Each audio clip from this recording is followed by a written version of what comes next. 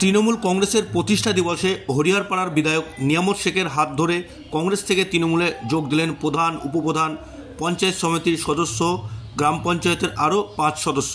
মুর্শিদাবাদের হরিহরপাড়া বিধানসভার অন্তর্গত বহরমপুর পূর্ব ব্লক 6গড়ি গ্রাম পঞ্চায়েতের কংগ্রেসের প্রতীকে জেতা প্রধান, উপপ্রধান সহ বহরমপুর পঞ্চায়েত সমিতির সদস্য জুলি খাতুন সহ প্রায় শতাধিক কর্মী সিপিআইএম এবং কংগ্রেস ছেড়ে তৃণমূলে যোগদান করেন। উপস্থিত ছিলেন মুর্শিদাবাদ লোকসভা কেন্দ্রের তৃণমূলের সাংসদ আবু তাহের খান, বহরমপুর পঞ্চায়েত সমিতির সভাপতি আইজুদ্দিন মণ্ডল, জেলা পরিষদের সদস্য জিল্লার রহমান সহ তৃণমূলের জনপ্রতিনিধিরা।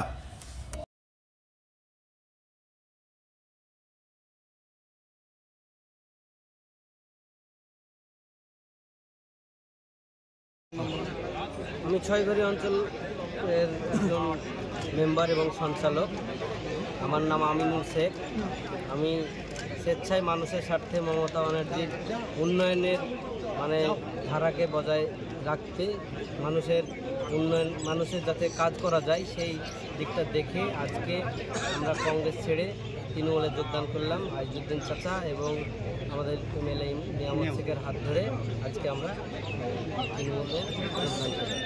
এই মুহূর্তটা আজকে প্রতিষ্ঠা দিবস, তার পাশাপাশি আজকে যে যোগদান করলেন, এই মুহূর্তটা আপনার কেমন মনে হচ্ছে? আজকে সুন্দর মুহূর্ত লাগছে এবং আজকে বছরের নতুন দিন 2025 সালের এই 25 সালটা আমাদের কাছে একটা স্মরণীয় দিন হিসাবে আমাদের থেকে যাবে।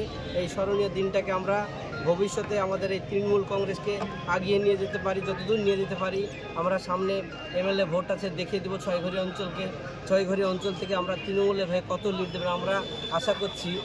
সামনে 26 সালে এমএলএ সাহেবকে আমরা অন্যান্য পঞ্চায়েতের থেকে সর্বাধিক ভোট এখান থেকে আমরা লিড দিয়ে দেখিয়ে দেবো। Thank you.